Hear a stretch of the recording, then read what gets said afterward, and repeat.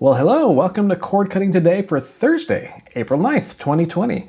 And hey, say hi to Oliver over here.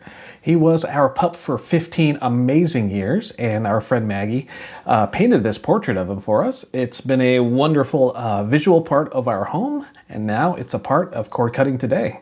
And over the next few days, I'll be sprucing up this area behind me, making things a little more visually interesting moving forward.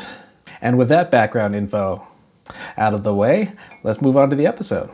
And as always, if you like what we're doing here and would like to support the channel, feel free to click the like and subscribe buttons, they're down here somewhere, and maybe even that bell icon to get notifications when we upload content to this channel. As a reminder, all of the stories we'll talk about today can be found listed down below in the video description down there, and you'll be able to click on those and head over to our site, cordcuttersnews.com. First up, I know lately I've been trying to get to reader comments and questions toward the end of the segment after we get into the news, but I wanted to switch it up a little this time around, and I wanted to address a question that weirdly no one has asked yet, and that's what's going on with Luke and where did he go? And like I said, it's kind of odd that there hasn't been a single question to... Oh. All right then. All right, Luke, take it away. Hello, everybody. I hope you are all doing really well, and I hope you're all safe with everything happening in the world. My thoughts are with you and your family at this time. I wanted to kind of give you a little update, just hop on here real quick, as I know some people may not have seen the post I made over at cordcuttersnews.com about the change. As we get started to start my 7th year of being a cord cutter, it's kind of come time for me to kind of move and do some different things right now. I'm very excited though to say that with the new ownership, with the new team, some familiar faces are going to hang around, including Jess, Tamara, and more. Over the last few years, I've had a great opportunity to work with an amazing team of people from Becca, Jess, Tamara, and more. And now some new faces here, including Philip. I'm very excited about what the future holds for Cord Cutters News as I get ready to move on to some new endeavors out there. I really do want to say though, thank you. I really appreciate everybody's support as we've gone through many things and many new faces have come up like Jess and others over time. I'm excited what Jess and Philip are now going to do with the YouTube channel here because I know they have big things in the works, just like with cordcuttersnews.com. I'm very excited to see what happens there, and I think you will be too. So I really just wanted to take a quick moment and say thank you. I really appreciate your support, and not just for me, but for Cord Cutters News as a whole. We've always been a very large organization, much bigger than I think many people know. And now there's even better opportunities in the future with this new team here that's going to be jumping on Cord Cutters News. So I appreciate your support. I look forward to keeping an eye on this channel as I move on. But I wanted to let you know that you've meant a lot to me, from everybody who stopped me in stores and out in public to people who message me here and on my personal accounts out there. I really do appreciate your support and your kind words. I hope you all stay safe. I hope you are all doing well. So with that, I hope everybody continues to be safe out there. My thoughts are with you. And as always, I hope Cord Cutters News helps you break free from the high cost of cable TV, but still watch the shows you enjoy. Thanks, Luke, not just for that message, but for everything you've done here. And in case you're out there wondering, the answer is no, I definitely am not here to try and take over and replace Luke, not at all. There's no replacing or diminishing all the years of hard work that Luke's put into this channel and to this site. And it would be rather silly of me to come in here with the notion of replacing him.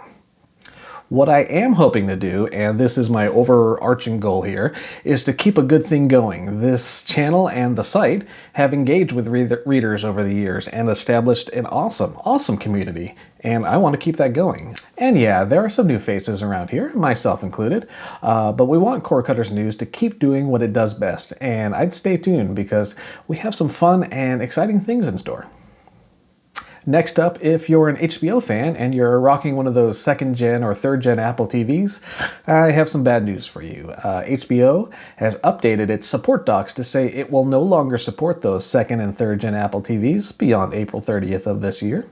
Now, that decision means that HBO Go and HBO Now apps will disappear from the streaming devices at the end of the month, and the company cites a need to provide the best streaming experience possible, meaning they're probably shifting focus and resources to newer, more capable models. So if you do have one of those old school Apple TVs from about 2010 to 2012 or so, it might be time to look into upgrading. The latest Apple TVs are plenty capable, and there are still rumors swirling about a possible next-gen model sometime later this year. That could come at the revamped WWDC event in June, but right now, nothing official.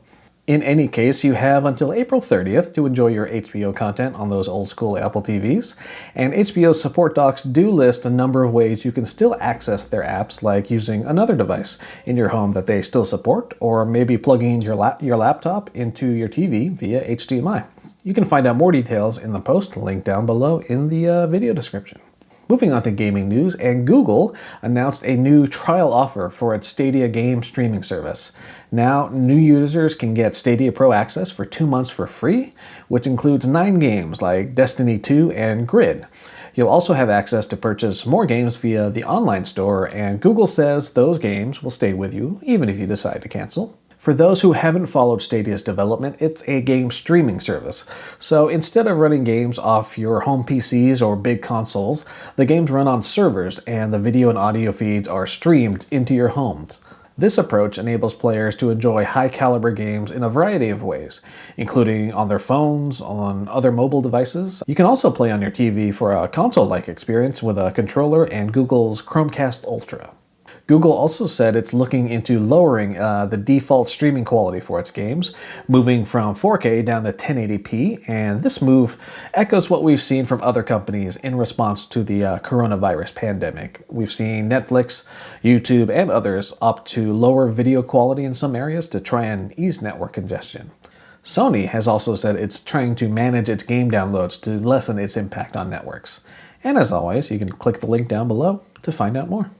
Next, a new report suggests that AT&T is most at risk of losing customers now that T-Mobile and Sprint have officially merged. The report from Waveform surveyed around 1,000 people and found that around 29% of AT&T customers were at least somewhat interested in switching over to T-Mobile versus about 25% for Verizon. On the other end of the spectrum, 45% of Verizon customers said they simply weren't interested in switching, compared to about 37.7% of AT&T users. Which, of course, leads me to ask all of you out there, does the newer, bigger, stronger, faster T-Mobile have you reconsidering your mobile plan?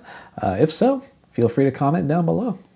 And that Waveform survey also indicates that more people are at least aware of 5G wireless networks, but it's a bit unclear if that many truly care about it just yet. The group reported that around 2/3 of respondents were at the most somewhat excited, which hasn't changed all that much compared to the last time the group surveyed people, which was around 2018. The report also notes big marketing efforts from wireless companies, but also lingering confusion. That could be due to the clash between marketing hype and current reality, where many 5G markets are still about as fast as older 4G LTE networks, or they're significantly faster but limited in coverage area. Clearly, it's still very early times for 5G, and as more networks ramp up and more phones supporting the standard come to market, we'll keep an eye on whether consumers start taking notice. In the meantime, anyone out there super excited about 5G? Somewhat excited? Couldn't care less? As always, let us know. Next up, it's a subscriber milestone for Disney Plus, with the service hitting 50 million paid subscribers globally. Now, the streaming service, of course, launched in a few markets, including the US, back in November, but in recent weeks, it's also launched in several European countries and India. Now, that launch in India was in conjunction with Hotstar, which accounts for a full 8 million of those 50 million users. Still, 50 million is a significant number, and it'll be interesting to see how Disney continues to develop and expand its streaming service. For those of you out there among the 50 million folks that have taken the plunge so far, what have you thought? Is there enough content to keep you coming back? Did you just check out The Mandalorian and then bounce? If you have some thoughts and feelings about Disney Plus, you know where to let us know. And that about wraps up today's edition of Cord Cutting Today. As always, feel free to click that like and subscribe button to support our channel, maybe even ring that bell icon for some notifications, and follow along throughout the week at our site, cordcuttersnews.com. And before I sign off, again, huge shout out to Luke for building and growing this channel and fostering and engaging with a passionate community. For now, have a wonderful Thursday. I'm Philip Palermo. Take care.